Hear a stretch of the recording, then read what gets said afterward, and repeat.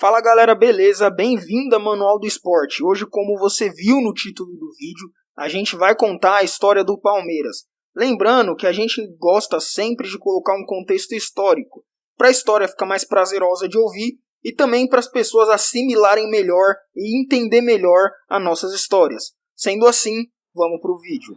Em 1914 foi fundada no estado de São Paulo um time chamado Palestra Itália, fundado por estrangeiros italianos. Nessa mesma época, o Brasil estava repleto de italiano, principalmente no estado de São Paulo.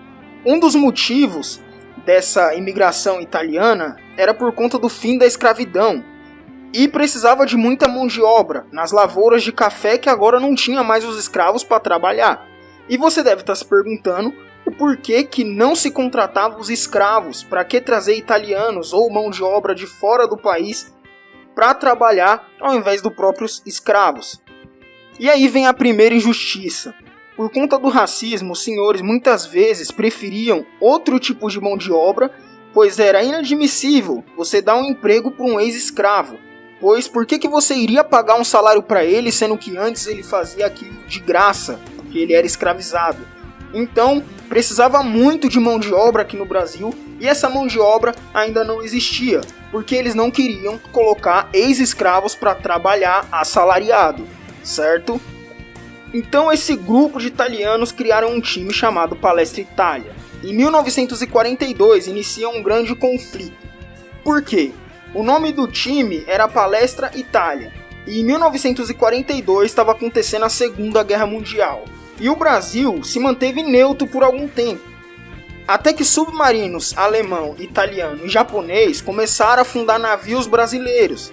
A situação não foi nada aceita pelo governo brasileiro na época, que era o Getúlio Vargas, assim declarando guerra contra esses países.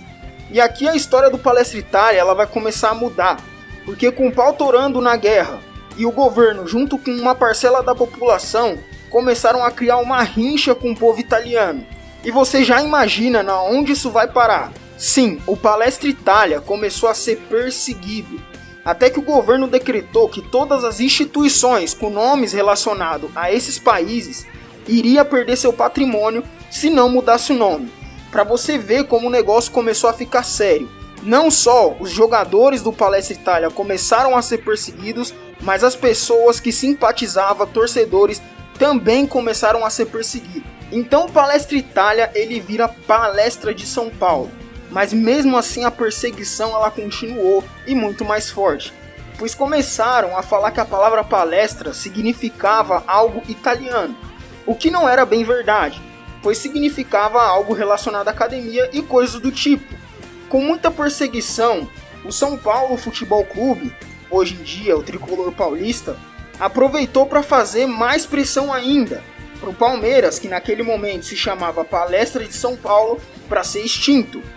Isso que vou dizer agora é visto como um mito. Uns dizem ser verdade, outros não. Varia muito entre historiadores. Diziam que o São Paulo e mais alguns times paulistas estava fazendo isso para pegar o estádio do Parque Antártica, que naquela época pertencia àquele time. Pois naquela época o Morumbi do São Paulo ainda não existia, porque o São Paulo era um time muito novo. Por ele ser um time muito novo, ele gostaria muito de ter um estádio, só que na época ele não tinha, e uma saída que encontrou foi essa. E aqui também vai uma curiosidade. Por que chamam os palmeirenses de porco? Porque nessa época estava acontecendo o fascismo italiano de Mussolini. E com todas as tensões, guerras, os palmeirenses eles eram chamados de porcos como algo pejorativo por causa do fascismo. Mas o apelido ele acabou ficando. E com o Palestra de São Paulo sendo chamado de traidor da nação, eles mudam seu nome de vez para a Sociedade Esportiva Palmeiras. Nesse mesmo ano de 1942, o Palmeiras, extremamente motivado, entra em campo contra o São Paulo e mete 3-1. Na época, os palmeirenses tiveram isso como uma vingança, pelo fato do São Paulo ter apunhalado o Palmeiras pelas costas, por causa do caso do Parque Antártica. E o São Paulo nem ficou até o fim do jogo, pois falaram que a arbitragem estava errando muito. Em 1965, o estádio do Mineirão estava sendo inaugurado. Hoje o Mineirão, ele é um dos maiores estádios do Brasil. E o time do Palmeiras foi convocado para representar o Brasil. Desde o banco de reserva, massagista, o Palmeiras jogou com a camisa amarela. O Palmeiras representou a seleção brasileira contra o Uruguai e ganhou de 3-0. Um marco histórico com certeza para a torcida palmeirense. Brasil e Uruguai. O jogo principal de uma série de eventos que marcaram a inauguração do estádio Governador Magalhães Pinto. 80 mil pessoas estiveram no primeiro e até hoje o único Brasil e Uruguai da história do Mineirão. A partida era anunciada como um novo bom espetáculo para Minas Gerais, que com expectativa aguardava a exibição do Brasil-Palmeiras contra o Uruguai. Opa, Brasil-Palmeiras? Sim, por ser o melhor time brasileiro na época, o Palmeiras foi convocado para representar o país contra o Uruguai. O Uruguai não teve chances contra o Brasil-Palmeiras. Foi fácil, com direito a show. 3-0. Gols de Rinaldo, Tupanzinho e Germano. Mas nem tudo foi glória na história do Palmeiras. A equipe enfrentou um jejum dos anos 76 a 93. Se você, torcedor, pensa que sofre torcendo pro seu time hoje, imagina o torcedor palmeirense nessa época. Mas depois da tempestade vem o sol novamente. A Parmalat, empresa italiana, veio patrocinar o time do Palmeiras. Fazendo aportes milionários, o Palmeiras trouxe muitos bons jogadores, técnico, assim voltando à glória. Claro que o maior patrocinador do Palmeiras é a Crefisa, mas nessa época a Parmalat salvou o Verdão e em 2012 a Parmalat saiu do Palmeiras e a bagaceira começou a acontecer. O time foi rebaixado com vários problemas. Foi o palco do Calvário do Palmeiras, um time irreconhecível, sem graça, sem fibra, sem garra. Eram jogadores que pareciam sem esperança. E por mais incrédulo que pareça, o Palmeiras está na segunda divisão. Fruto única e exclusivamente da falta de organização do time em campo e da diretoria fora dele. Contra o Vitória, na última rodada, o time bem que tentou correr atrás do prejuízo. Foi buscar o resultado em 2 ocasiões, para fugir do rebaixamento. O empate bastava, mas novas falhas foram cometidas, assim como durante toda a competição. E no final, triste episódio. O Palmeiras não teve forças para reagir, perdendo outra vez no Campeonato Brasileiro. Para desespero, a equipe acabou caindo para a Série B do futebol nacional. Mas em 2013, a equipe voltou novamente à glória. Agora vamos à polêmica do tal Mundial do Palmeiras.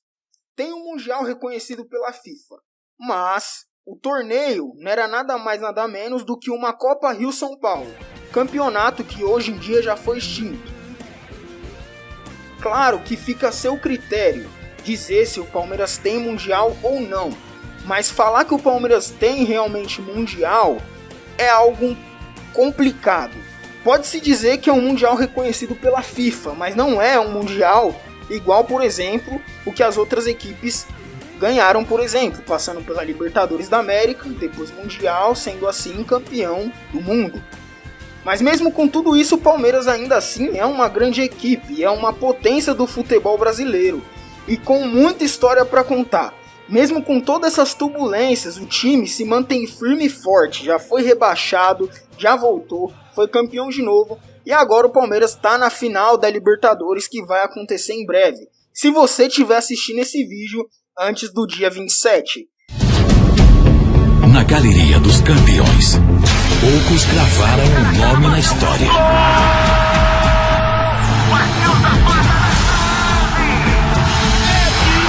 E agora é a hora do desempate para os 2 últimos vencedores. Mas só um vai se sagrar o novo tricampeão da América. Palmeiras e Flamengo, dia 27 de novembro.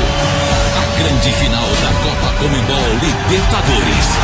E você vê aqui no SBT. Alô, Montevidéu! Bom, galera, por esse vídeo é isso. Para você, torcedor palmeirense, obrigado por assistir esse vídeo. E se você não é um torcedor palmeirense, mas é um amante da história do futebol, também muito obrigado por assistir esse vídeo. Não esqueça de deixar o seu gostei, se inscrever no nosso canal para motivar a Manual do Esporte a continuar produzindo conteúdos de qualidade.